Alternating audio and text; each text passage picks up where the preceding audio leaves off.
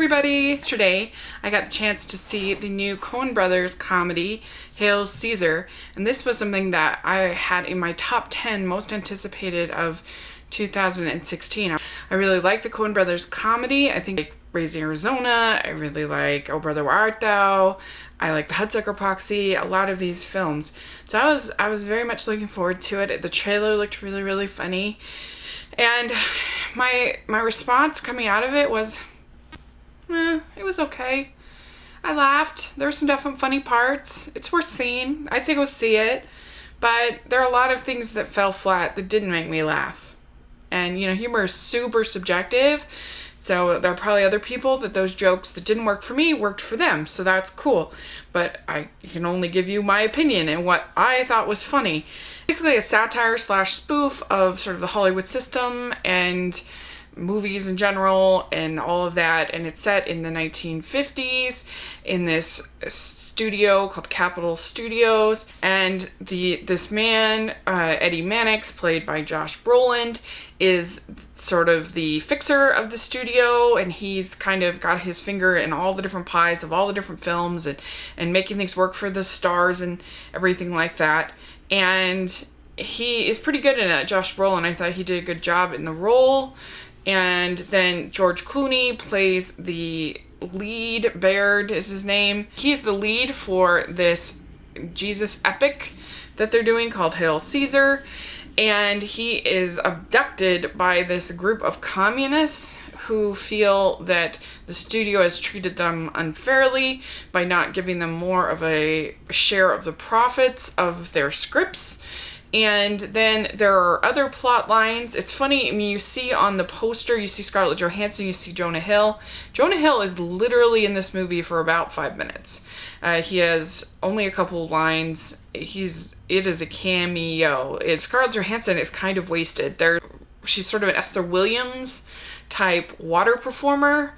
And then there's really nothing funny with her character, and it didn't really go anywhere. And some of the things with the communists was funny, and some of it fell flat and didn't work. And then there's subplots that didn't really work. Like there's a subplot with Josh Brolin's character is being recruited by Lockheed airplanes, and that wasn't funny, and I didn't really see why. There was quite a bit of time spent on it, and I didn't really see why. It didn't really add a lot to the plot, and it was just kind of pointless, I thought, and wasn't funny. There's some really funny scenes with a guy named Alden Ehrenreich, I guess is how you say his name. He plays this guy, Hobie, who is a cowboy western actor, and he's put into this stuffy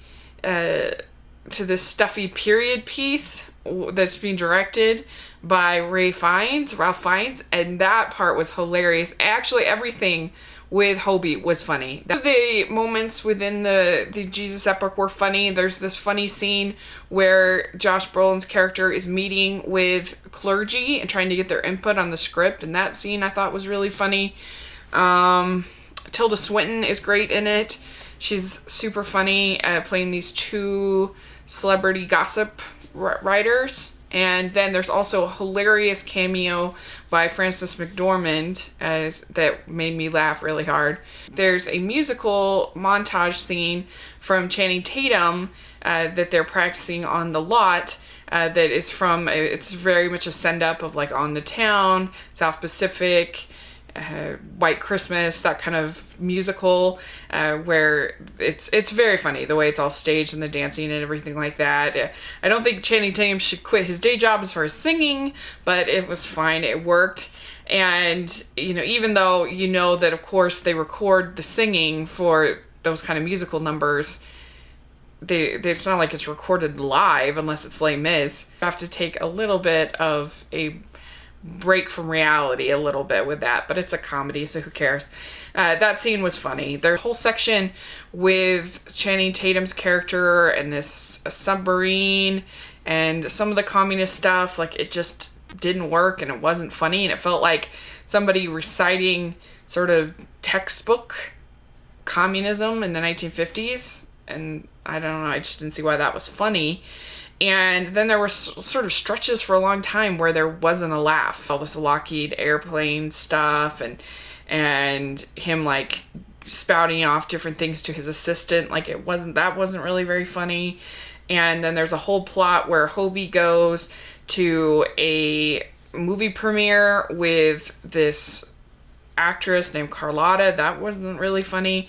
Like I said, the whole plot with Scarlett Johansson, that didn't do anything for me. It wasn't really funny. Yeah, so it was very hit and miss, I guess you'd say, as far as comedies go. There were some parts that were funny. It's well made. It looks nice. It's well acted. But there's definitely a lot of actors that are very underused and that are in there for just one scene or just a few lines. Even someone like Ralph Fiennes, it's really only just this one scene that you see him. So it felt like the Coen Brothers called in a lot of favors on this, and they just said to friends, like, come, be in this movie with us, and you only need to be there for a couple days or whatever. And George Clooney's fine. You know, he's kind of most of the time he's sort of being talked to. He doesn't, and then there's one scene at the end where he gives the dramatic Bible-type epic speech, which was funny. So yeah, it's a hit and miss. I gave it a C+ on my blog, which means it's just a hair above average. So there you go. That's what I thought about Hail Caesar. In the end, I was a little bit disappointed by it, but it was not terrible. So there you go. Let me know what you think if you get to see it. So thanks so much. Please subscribe to my channel. I'll talk to you later. Bye.